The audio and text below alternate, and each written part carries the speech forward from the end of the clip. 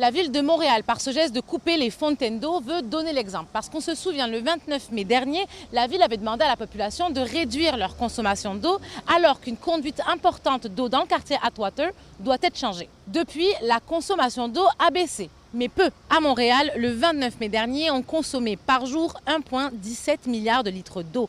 Et le 7 juin, 1,15 milliard de litres d'eau. Le seuil à ne pas dépasser par jour à Montréal reste de 1,45 milliard de litres d'eau. Alors si à Montréal, on veut conscientiser la population, ailleurs au Québec, on sonne l'alarme. Plusieurs organismes, chercheurs ou encore municipalités croient que la situation va s'aggraver en raison des changements climatiques. L'enjeu préoccupe particulièrement la Société de conservation et d'aménagement des bassins versants de la zone Châteauguay, qui demande au gouvernement du Québec de déployer rapidement un BAP consacré aux pénuries d'eau. Ça fait 10 ans qu'on a vraiment des données scientifiques qui nous prouvent clairement que la ressource en eau est en diminution. Il est peut-être temps au gouvernement d'agir. Du côté agricole, présentement, ils ont des problèmes, ils sont obligés de creuser leurs puits plus creux pour avoir plus d'eau. C'est que la nappe phréatique est plus basse.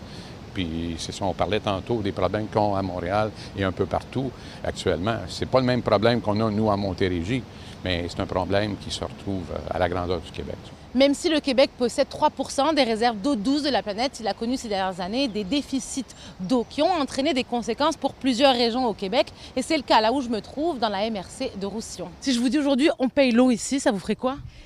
Je pense que ça ferait du sens parce qu'il y a quand même du gaspillage souvent. Donc, puis on voit que la rivière est de plus en plus basse à chaque année, donc c'est alarmant. Je suis près d'un lac, dans une municipalité où il y a 100 lacs. Fait que le problème d'eau, pour l'instant, nous, on n'en a pas.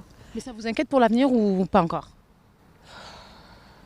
Probablement Montréal, oui. Dans certaines régions, sûrement, mais pas où je reste. Mon conjoint est agriculteur, puis déjà à Saint-Rémy, nous, ils viennent pomper dans les champs. Fait que, oui, c'est un gros enjeu auquel on réfléchit. Si on devait faire payer maintenant pour l'eau, est-ce que vous pensez que ça serait une bonne mesure? Peut-être que ça ferait un petit peu calmer les gens sur leur consommation?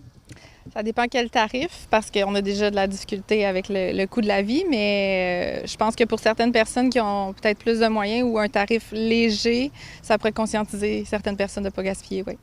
C'est assez limité finalement ce qu'on peut faire comme économie d'eau avec une tarification. La sensibilisation, l'éducation va donner des résultats à beaucoup plus long terme. On est en train de piger dans des réserves et c'est là où on sonne l'alarme un peu avec l'organisme de bassin versant de la SCADRIC et des élus en fait de la région. C'est que on demande en fait de faire un état de situation. Donc, est-ce qu'on pourrait avoir le portrait clair de qui consomme de l'eau, quelle quantité on a besoin, pour quel usage et dans quelle région du Québec? Alors, est-ce qu'il faudrait maintenant que chacun mette sa pierre à l'édifice?